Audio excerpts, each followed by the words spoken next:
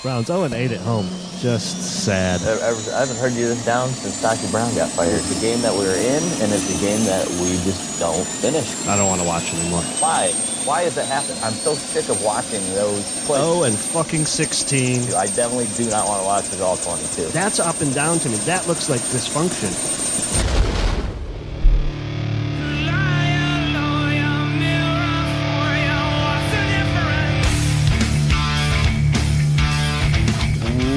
Welcome back, Survivors, episode 28, season 3. This is Surviving the Season. I am Adam, and Greg is here. You. Quick 2-day turnaround here.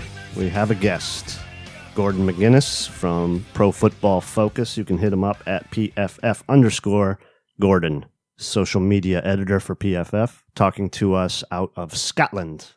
All right, Gordon, thanks for coming on the podcast, man. Good to talk to you. Yeah, thanks for having me on. We want to get right into it. Everyone wants to talk about Mayfield. Where are you with the Browns and Mayfield specifically? I still think it was a great pick for them.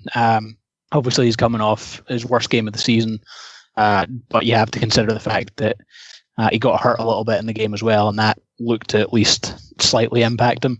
But overall, when you look at the 3 games he's played in so far, he's been pretty much as advertised. I know a lot of people coming in were concerned about the offense he played in and his height and things like that. But we've been grading college quarterbacks now for 5 years. And Mayfield doesn't just own the top grade we have for a quarterback. He owns the top 2 grades we've seen from a season. We had a group of guys who have gone in and started looking at ball location and things like that when it comes to quarterbacks, so that we can really kind of dial in and look at what's effectively what people often call NFL throws. And I think a lot of people, because of the offense Mayfield played in, seem to think that he couldn't make NFL throws. But everything we saw in college and our charting in the lead up to the draft suggested that he was the best quarterback in this draft class. And I think through the games we've seen so far, there's nothing that says that isn't the case. I think he's been very good so far. I think the throws he's made downfield have been really impressive. And I think you can see the difference in the Browns. I think if you look at the game they had against Baltimore, when they got the ball at the end of the first half, previous Browns quarterbacks just wouldn't have been able to drive the ball down the field like that. The seam throws he was making in that game just completely changed what the Browns are able to do on offense. So I think they're in a great spot going forward.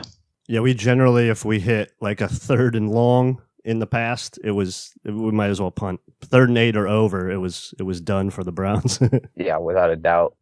So I mean, we still haven't put up a lot of points though these last couple of weeks here, Gordon. How much do you think that's just due to the good defenses that you got from the Ravens and San Diego, and how much of that is the supporting cast around Baker just really not showing up, in your opinion? It's a little bit of both. I think it's not only just good defenses, but good secondaries. Baltimore have got a secondary that their cornerbacks go 4 deep of guys who are really talented.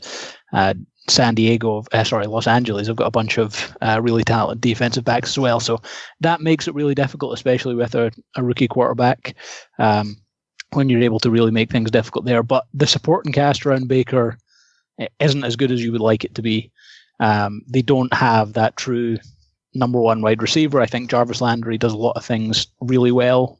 He's just never going to be an Odell Beckham, a Julio Jones, that type of player. So that's definitely been evident, I think, in the last couple of games. But at the same time, I think they're not going to play secondaries as good as that for as much throughout the rest of the year. They're going to play Baltimore again later in the year, but as they face secondaries that aren't quite as good, I think you're going to start to see some more points being put up. Yeah, I think with Tampa coming up this week, we at least have a shot to move the ball down the field, as they have shown no defensive prowess at all, and then they go and fire their defensive coordinator. But our wide receivers are an issue. Landry was a big name signing. I don't know if I personally didn't really like the trade, but outside of him, we really don't have any reliable players. Now, with Higgins out and a couple other injuries, we're really scraping the bottom of the barrel here for receivers. Do you think there's a possibility to go out and get somebody here, or? Yeah, I mean, I think the difficult thing is trying to find who else available out there. I mean, the obvious one right now is Amari Cooper in Oakland, because he's the hot name that everyone's talking about. But the difficult thing with Cooper is that so much of that is based on potential. You're talking about kind of the potential that we saw from him coming out of Alabama a good few years ago. His actual work in the NFL has been showing flashes here and there, but he's had serious issues with drops throughout his career. So a change of scenery definitely could really help him out. And, if he's the type of player that if you can get him in the offense in Cleveland and get the ball in his hands, he can definitely create some big plays. But there's not going to be a quick fix out there at wide receiver that's going to transform the passing game just in the middle of the season. It's just, it's just not the way it works in general. But I think definitely going out and trying to acquire someone like Cooper is the type of thing that could give them the spark that they need. So you're not thinking Perryman's going to probably do anything as well, right? I imagine. Who they just added last week. Yeah, Same thing, drop issues. Yeah, last season I think Brashad Perriman actually throws to him had the worst passer rating in the NFL. So I don't know that I'd be good. But the thing again there though is that he struggled with injuries in Baltimore as well. So the raw talent in terms of speed is still there, and he can still create some problems. But from what we've seen him in the NFL so far, that the drops he's had, it's not even just the number of drops, but some of the drops he's had have been those horrible straight through the hands. The ball is right there, and the plays that he should be able to take for 30 yards and a touchdown, he's dropping, or they're bouncing off his hands into a defensive back's arms. So he's someone who I think the expectation should be very low. Anything that Brashad Perriman can do, I think, is probably going to be a bonus. Yeah, I know that you guys have, I think Baker's drop percentage is like 9.7 from the statistics that you guys have. So 1 out of every 10 passes are being dropped. And Amari Cooper's been that guy with a high drop rate. This year he's only got 1 drop, though. What is that? Something that you think that's something that just comes in bunches? Is that something that he's getting better at? I mean, do you have data at all that you guys look at that you see that maybe thinks that this is something that gets better the longer you're in the league, or anything like that? Or is it just a constant? Once, if you can't catch, you're not a natural hands catcher, then you're just going to always have that issue. The really interesting thing, I think, is that it varies receiver to receiver. There are guys who come into the NFL, they struggle with drops early in their career, and then through coaching, through reps, whatever it is, they get better throughout their career. You have guys who come into the NFL with good hands, and they have good hands throughout their career. You have guys who come into the NFL with good hands and they drop off later on. Cooper's a guy who, even going back to his time at Alabama, the first year we had college grading was his final year in college, and he barely dropped any passes at all. Had outstanding hands that year. But apparently the year before, from looking up scouting reports and from doing some film watching ourselves, he had issues with his hands then. You fast forward to his first year in the NFL, terrible hands. His second year in the NFL, hardly dropped any passes, was significantly better there. And then again last year, I think he was back down to dropping more passes. So with Cooper, it very much seems to come in bunches, and it almost seems to be something that he has an issue with. If he has an issue with it, he's going to have it for most of the season. If he can start the season well and isn't dropping passes, based on a few seasons worth of data, he's more likely to not be dropping passes there. So he's weird in the sense that it almost seems to be alternating years in terms of whether or not he's going to have an issue with drops or not. Right, like it's coming in bunches. So I guess that's maybe something to hope for with, we preach patience here with David Njoku, with him being so young and having a case of the dropsies from time to time. And we know Antonio Callaway struggled with it. Watching the games that you've watched this year, and now we're down to like 3 wide receivers, and I guess a 4th now if you add Perryman, but I'm sure it's going to take a little bit of time for him to get in the mix. What do you think the Browns can do here offensively to help out this really thin wide receiver core right now? Yeah, I think Njoku's the obvious guy who I think is going to see significantly more targets.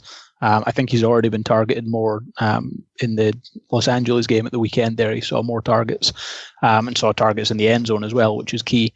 The issue with him obviously being drops have been an issue from time to time, but the athletic talent is there. He's still a young guy, and I think specifically with the issues at wide receiver, he's going to see more targets there. The other guy I would like to see more, getting more work, even from lining him up in the slot, is Duke Johnson.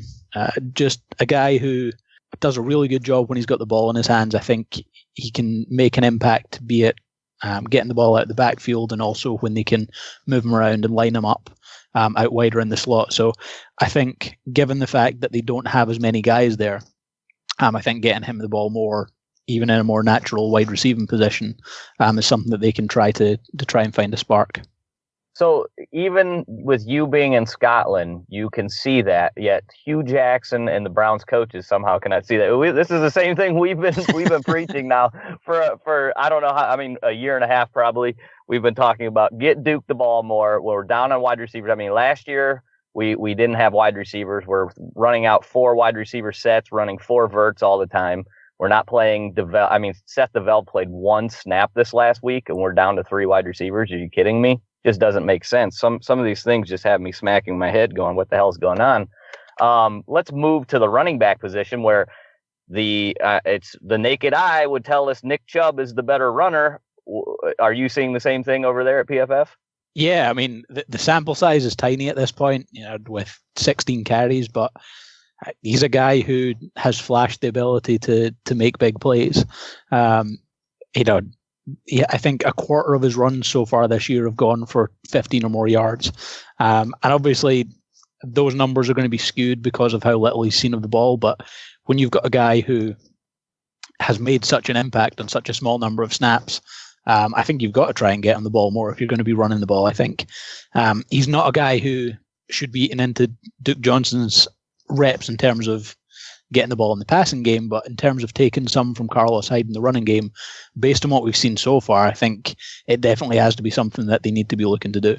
Yep, I agree with you. And then, one more thing with the offense, at least in this last game, it seemed like Baker was getting a little bit more pressure. And I know you guys kind of break this down between, is the pressure from the quarterback holding onto the ball too long? Is this the offensive line giving up this pressure?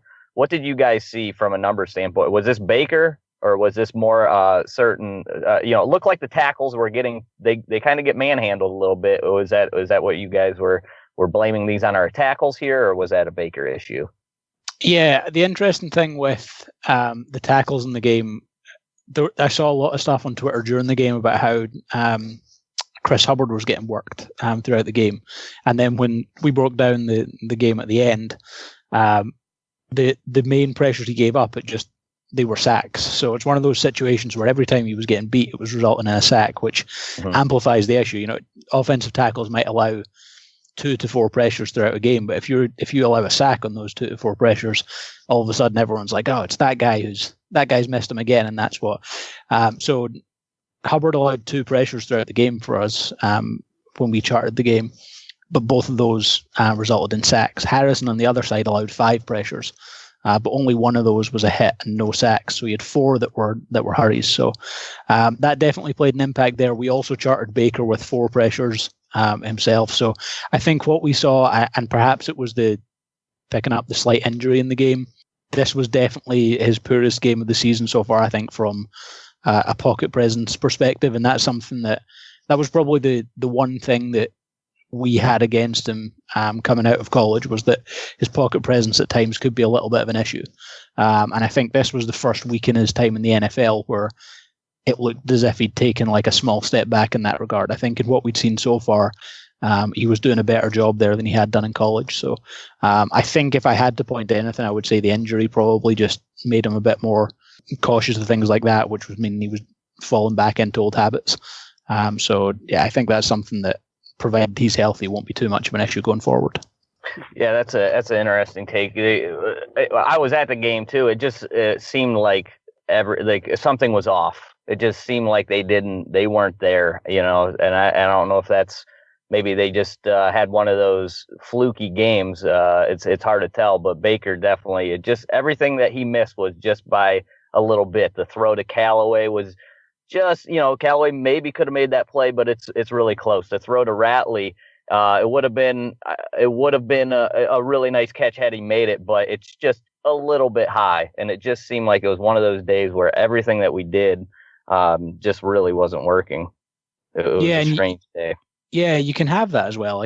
We see it all the time whereby, you might have a quarterback miss on 2 deep passes that are just an inch in front of where they need to be for the wide receiver to make a catch. And then the quarterback has another 2 deep passes that he puts on the money, but the wide receiver slips and falls, or he drops the ball. And it's the nature of the beast in the NFL. Sometimes all the good plays or all the plays where you get a wide receiver open, your quarterback can't quite find them. And the plays where the quarterback can put it there, it doesn't work out in terms of the receiver catching the ball. So I think that definitely helped kind of push the scoreline in the direction it went. And I think on the balance of the game, Los Angeles were the better team, but I don't think it was necessarily as wide a score margin as it is. I think there was a lot of small margins that would have made it a significantly closer game. That might account for some of the wild fluctuations in the NFL. Just a couple plays here, a couple plays there, like you mentioned.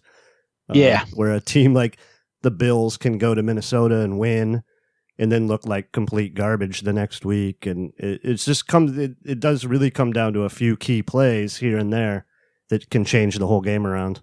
Yeah. So another issue that we're going to run into here, I don't know if you saw this, Gordon, but Joe Schobert, it looks like he's going to miss a few weeks, and you guys got him highly rated as a coverage linebacker, and then the rest of our linebacking core is really not up to snuff. We're going this next week. We're playing Tampa Bay. Well, they've got 2 tight ends. I'm not sure if did O.J. Howard play this week. He might be injured. But we've had problems in the past covering tight ends, but Schobert's, he's really stepped up his game this year. Do you have any idea how we're going to be able to fill out this middle linebacker spot, in your opinion? I think it's really tough. Yeah, when you look at what Schobert's been able to do this year, especially when you think about the fact that this is a guy who was transitioning from mainly being an edge guy in college to being a more off-ball linebacker. In the NFL, he's done a great job. I think the issue this week is O.J. Howard did play a little bit last week. I think he wasn't 100%, but both Tampa Bay's tight ends scored last week. I think Howard had 4 catches. So, and he presents such a difficult prospect because he's just an absolute monster size-wise. He's ridiculously fast for his size. Can go up and win the ball, and all the things that you don't want a guy who is going up against linebackers and safeties from the slot or lined up in line are the things that he can do really well. I think the one thing there is that Tampa Bay don't think use him as much as they should yet. I was looking at it earlier today, and if you look at the top tight ends in the NFL so far this season in terms of George Kittle in San Francisco, Travis Kelce in Kansas City, both of those guys are being targeted around about 7 times a game. Howard's only down about 4 times a game so far, so they aren't quite using him as much, and I think that probably is impacted by the fact they have 2 deep threats at wide receiver on the outside, particularly Deshaun Jackson, but it's certainly an area of the Tampa Bay offense that I think they could be finding even more success. So at linebacker for the Browns, it's tough to see where the replacement comes in there and who can really go in and make an impact. Jamie Collins is someone who I think you don't really know what you're going to get from him. There's some weeks where he's going to go out there and make some really big plays in coverage, but there's not really a lot. There's other weeks whereby he loses players. He is a step too late here and there, and I think that's something. I think the interesting thing with him is that I heard a quote from Bill Belichick is that he would rather have 11 guys who are like a 7 out of 10 every single play than a guy who's a 3-1 play and a 9 the next. And I think that probably is a good indication of why Collins didn't work out in New England, because he's an incredibly talented player, can come up with some huge plays. But then also there's other plays where it's just not going to go, and it winds up with someone being wide open. It winds up someone with too much open field in front of them. So it's a tough. I wish I had like a magic thing where it'd be like, oh yeah, it's fine. The Browns have this guy that can just step in. I think the step off from how well Schobert's played to start this year, particularly in coverage, is going to be pretty steep. I think it'll be interesting to see if someone can step up. Yeah. And it seems like the one guy that would probably get more playing time would have been James Burgess, and I think he's going to be out this week as well. So we're really Tanner Vallejo, who's just like a special teams guy. He was out last week, I believe, with a concussion. So I don't know what they're going to do there. Honestly, I wouldn't mind if you just put Peppers or you put Kindred in there down in the box a little bit more. You go with your Collins and Kirksey because they're just really short there. But like you said with Collins, it seemed like Collins got a beat. I don't know what you guys had him graded this week, but it had to be a low score because he seemed to get just absolutely abused by those outside runs on a number of times. And just the Browns in general, they were running those reverses, those jet sweeps. And it's looked like I was going to call them San Diego as well, but Los Angeles took advantage of what Greg Williams does scheme wise and said, hey, this is something that's been working against the Browns. We're going to, maybe use their aggressiveness against them at times. You think this is going to be something that Tampa Bay in this next game is going to be able to exploit as well, where they're going to be able to take advantage of maybe Greg Williams over aggressiveness at times? Is that something they've been good against the blitz this year? I think the difficult thing with going up against Tampa Bay's offense is just how dangerous they can be downfield. They've got Deshaun Jackson started the year tremendously well. Same with Mike Evans. So when you've got two guys on the outside that can cause serious problems like that, it's going to open up things across the middle of the field. At tight end, it's obviously not just O.J. Howard, it's Cameron Brate as well. And then even, I think it's Chris Godwin, a wide receiver for them. So they've got a bunch of guys who can do the damage. And if you're having to watch and be careful for two guys on the outside, and with Greg Williams' scheme, the concern is always that, you're leaving a guy like Jabril Peppers or someone like that with too much room to try and cover and try to make up downfield. So that would be my main concern, is that actually downfield there's going to be guys left alone a little bit too much to try and cover a guy like Deshaun Jackson, who's one of the best athletes in the NFL. I think that's definitely a big concern there. Yeah, so I'm definitely worried about that as well. I'm thinking about that. Adam, what did you say the spread was this week for this Tampa Bay game? Like 3 points? Yeah, I saw Tampa Bay -3 as an early line. Yeah, and somehow they bet this down. The San Diego. Gordon, do you guys do a lot of gambling in Scotland? I don't know if you're into that. Yeah. So we sports gambling's been fine here for like generations. There's bookmakers on every street corner. So yeah, we gamble on sports here.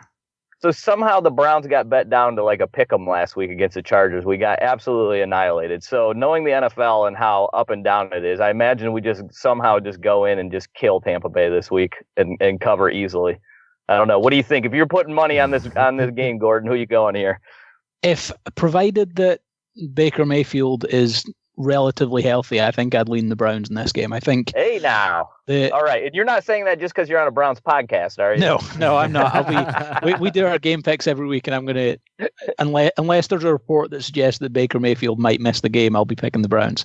I just think Tampa Bay defensively, they've really struggled. Teams have really picked on them throughout the year, and as much as they present a problem for the Browns with their playmakers and offense, I think there's going to be a lot of space for Baker Mayfield to work with. I think, the Browns are going to have some room to work with receivers over the middle and things like that. And I wouldn't be surprised if this is a breakout game for Njoku. I think him and Mayfield can really find some room against this Tampa Bay defense.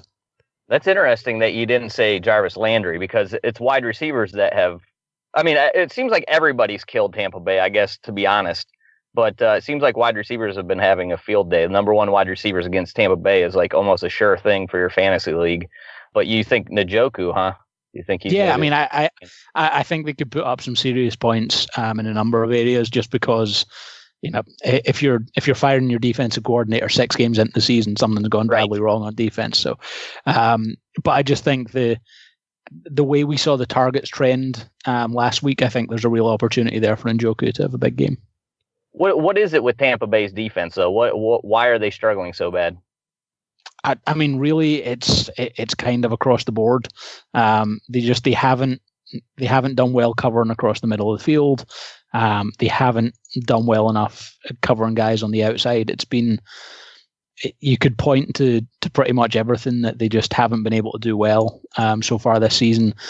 And I think they made a lot of moves in the off season to improve their defensive line, and as good as they managed to make those changes, and as much as the guys they've brought in, it just hasn't made a huge impact so far. They haven't been generating a ton of pressure outside of Jason Pierre-Paul. Jason Pierre-Paul on the edge, Gerald McCoy on the inside of both 13 and 15 total pressure so far this season, but they're not a team who are generating a huge amount of pressure there.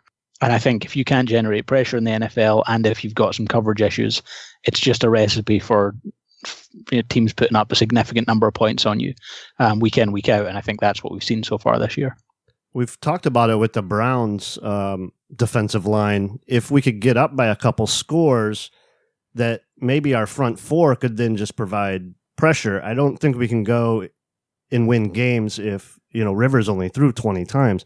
That's going to be a disaster for the Browns. Where are you at on the Browns defensive line? We don't have a lot of depth, but, we have Garrett, potentially one of the top pass rushers in the league.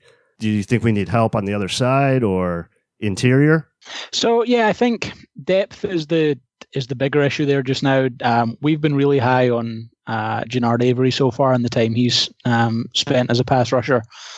So far, we have him third on the team with 16 total pressures on the year. But Myles Garrett is going to be the top threat there for obvious reasons. But I think, again, as you touched on there, if the Browns can get a lead and all of a sudden you can allow Garrett and Avery and guys like that to kind of really push things on the edge, it creates big problems there. On the interior, Larry Ogunjobi is a guy who's been up and down for us grade-wise so far this year, but generating more pressure than I think people expected. We've got him with 4 sacks, 5 hits, and 15 hurries so far this year.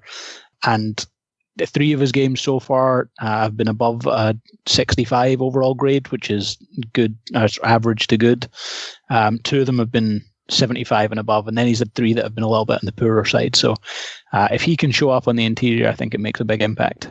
Yeah, bringing up Gennard Avery. That's an interesting name. That we're talking about linebacker. I wonder if they're going to be moving him actually back and putting him because he only plays right now about half the snaps when they bring him in, sort of situational football. Yeah, it's a little bit. It seems a little bit like Carlos Dunlap. Yeah, Carlos Dunlap was in. No, sorry, Carl Lawson in Cincinnati last year. Okay. The way that talented pass rusher, but kind of comes in for certain situations rather than being like an every down guy. Right. Now, I know the guys I listen to on PFF Forecast, they always say pass coverage over pass rush. So we went out, we got Denzel Ward, and we know he's been playing exceptional. Then we lost Mitchell to the injury, but it seems like EJ Gaines has stepped into that role so far. What do you think of his play coming in for Gaines so far in these 2 games? Yeah, I think he was better against Baltimore than he was against Los Angeles. And if you can get him playing at the level he played against the Ravens, where he had 2 pass breakups, only allowed 51 yards in the air, that's an area where it's not going to be a huge drop off. The big concern I think you have with EJ Gaines so far this year is how many tackles he's missed. He's already missed 6 tackles, and that's really been in just 2 starts. 2.5 games if you consider what he played in the Oakland game. So that's not something that's been a huge concern throughout his career. In his 4-year career, we've got him with a career high of 14 missed tackles, but that was in 2014 when he played almost 1,000 snaps. Every other year he's been in single digits. So the fact that he's got 6 through playing really just 2.5 games is a little bit concerning, but based on prior form, probably isn't something that you should be looking at as it's going to continue. I think the form he's shown is that he's not really a guy who's prone to missing a lot of tackles. So hopefully that gets fixed. I think that he can be a pretty decent guy there. And obviously, we were really high on Denzel Ward coming in. We were really high on the idea of drafting a cornerback. I think the only thing, if you had to ask guys at PFF what they would have done differently with the Browns, is probably in the 2nd round, they would have probably double dipped and gone for another cornerback the way Green Bay did when they got Jair Alexander and Josh Jackson. So if we were looking at needs for next year, that's probably something that we would be in favor of them going out and getting. But I think Gaines can definitely do a job for them just now. Right. Yeah. What was I just going to ask you? I had a question. Oh, we lost him again. Yeah. You guys must be enjoying this season though, like for the first time. And oh man, it's so much fun. Like, and even, at the start of the year, I was like, if the Browns win, like I think 5 wins should have probably been like I think 5 wins was the actual Vegas over under as well. Like, I know obviously at first it was like, okay, let's just win a game, but yeah, that 5 wins felt like, a good marker for in that 5 to 6 win range. So, but the fact that, I mean, certainly from our perspective, I think you're going to be fine at quarterback. Assuming it all works out at quarterback, it's just, and the way the NFL works these days, like the next 4 years of having a quarterback on a rookie deal is just, like, right. That's just so fun. Huge. Yeah. Yeah. And then the other thing is that the AFC North just now, everyone's going to be changing there. Big Ben's probably not got much left in him. The Bengals don't have much in Dalton. Baltimore are moving on from Flacco. So very quickly, the Browns have gone from, the quarterback jersey that had 300 names on it to probably now having the best quarterback in the AFC North. Yeah. Yeah. It's been fun. So it still feels like we need a playmaker out there, though. I feel like we're a number 1 wide receiver away. That's what we really need. We need somebody to catch these passes now. And I'm not sure where they're going to go. We talked about Amari Cooper, but yeah, that seems to me to be almost the biggest need on this team right now. I don't know. What do you think? Yeah, I think so. Yeah, I think the way the Browns roster is set up just now, playmakers on offense, and then also finding additional playmakers on defense really is the key there. I think it wouldn't shock me if wide receiver is where they go in the draft next year, just because you can go out and the guys you're going to find in free agency rarely are going to be number 1 wide receivers. The interesting thing though is that the age of the NFL we're in just now, I think the ability to trade for players is going to be an interesting market that's going to kind of keep developing. I think, as we saw with the Raiders trading Khalil Mack this year, teams that are paying a quarterback quite a lot of money and he isn't playing that well, all of a sudden are going to be starting to look for rebuilds. And I think at that point they're going to start offloading players to try and build up draft picks. And it wouldn't shock me if in the next few years in the NFL we actually see a lot more star players being traded around as teams try and kind of take advantage of the salary cap with rookie quarterbacks. You can do that when you have a 10-year, $100 million contract as well. So that helps out anytime you want to tank.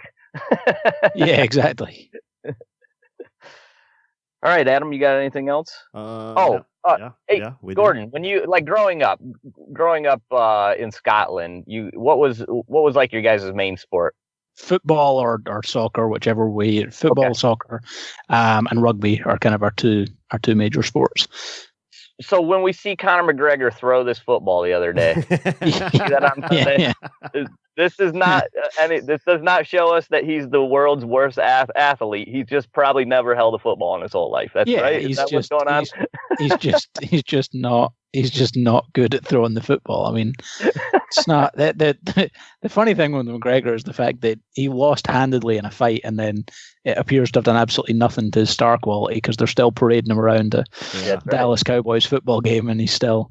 But yeah, I mean that was probably like at least in the 5 worst throws we saw on Sunday in the NFL. Probably wasn't the worst, but it was in the worst 5. Was it the other 4 Josh Allen throws, or was it just? Well, I think a good few of them were Josh Allen, and then Peterman came in Buffalo and just handed the Texans the win. So I think that has to be the worst throw, even on a day where Conor McGregor can't throw the ball 10 yards downfield. I think the throw to Jonathan Joseph that got returned for a touchdown was probably worse. That's right. That was terrible. Yeah, I you know what? I thank the Lord every day that we went Baker Mayfield and not Josh. The rumors going up. Could you imagine where we would be? I mean, we just went through hell. 1-31, 2 years of straight hell to get Myles Garrett, to get Baker Mayfield, and we could have ended up with Josh Allen. Good Lord. Yeah, that would not have been the. And I think as well, like there were a number of ways you could have gone. You could have gone Sam Darnold, could have gone Josh Rosen. The one way you really didn't want to go was Josh Allen, because the success rate for Josh Allen, and there's a path for him being successful in the NFL. You know, he's some of the throws he makes are ridiculous. There was throws he made at Senior Bowl practice where he was threading it between 3 defenders. There was one in preseason this year. And it really wouldn't shock me at some point if he goes on like a Joe Flacco run whereby his bad throws don't get picked off, and he just goes on a run where he's hitting a bunch of good throws, and all of a sudden, they go on a run. I mean, I don't think it's necessarily likely, but it wouldn't entirely shock me. I think that's the path to his success. Whereas when you look at a guy like Baker, you look at a guy like Darnold or Rosen, they're guys that I think are more, you're more likely going to be able to build your entire team and build your entire offense around those guys. Probably the only worst thing that could have happened to Buffalo is they had taken Barkley at 4. Yeah, I think you're still better off with Josh Allen at 4 than Barkley at 2. When Eli Manning's your quarterback, what a stupid pick. The hard thing about that as well for the Giants is that as well as passing on a quarterback themselves, and I think Barkley's a phenomenal talent. I think he's one of our highest graded running backs so far this year. He's going to be awesome, yeah. Yeah, but he had 200 yards of offense on Thursday night, and they still lost by 3 touchdowns. Exactly. If you have the equivalent performance by a quarterback, you have to have a complete defensive collapse to lose the football game. So it's the fact that they passed on Sam Darnold and saw him stay in the same city. If Sam Darnold is really good, and he looked pretty impressive against the Colts on Sunday, if he turns out to be what the Jets hope he is, that's something that the Giants are going to get reminded of for like the next decade easily. Oh yeah, for sure. I think I said Allen at 4. I'm sorry, that was a wrong fact. Yeah, we picked a 4. It was like 10 or 11, whatever it was, 7 or something. They traded up. Like it doesn't matter. Yeah. No, it doesn't. Yeah. But right, okay. Yeah. Thanks a lot, Gordon. It was really good stuff, man. Oh no, it's cool. Just let me know when the podcast goes out, and I'll give it a retweet. Cool. Absolutely. Thanks. Where can people hit you up at? They can find me on at PFF Gordon. At PFF_Gordon. Helps if I remember my own Twitter handle. Awesome. And ProFootballFocus.com. You can still subscriptions available for the season, correct? Still, it's a 2-tier. Yeah, 2-tiered, and it's like a year-long subscription. So if you sign up now, you've got it until the 16th of October next year, type thing. So. Oh, okay, perfect. Everybody go sign up for that. We always rep you guys here, so really appreciate the work you guys do. Awesome. Thank you very much. Thanks, man. We'll talk to you later. Cool. Thanks for having me on. Bam, there it was. Nice chat there with Gordon. Thanks again, man. That was awesome. Appreciate it very much. Greg, how about our info? You can hit us up on Twitter at STS Podcast, and our email is survivingtheseason@gmail.com. One announcement to make: Tampa Bay this weekend. If you're going down to the game, if you want to hang out with me and the crew from Sins of Our Fathers, we are going to Ybor City after the game, Tampa Bay Brewing Company. I'll tweet it out, the address. We'll get some photos there so you guys can find us if you show up. Everybody's invited. Come hang out, have a beer. Should be a good time. If we win, if we lose, it's probably going to be a nightmare. We will be down. Actually, if we lose, it'll probably be much more crazy. So come out there somewhere around 5:36. I think they said they were going to head over, so we'll be there. Awesome. Reviews on iTunes, always appreciated. Thank you so much. Hashtag Road to Redemption. Greg, tell them what we say. Keep on surviving.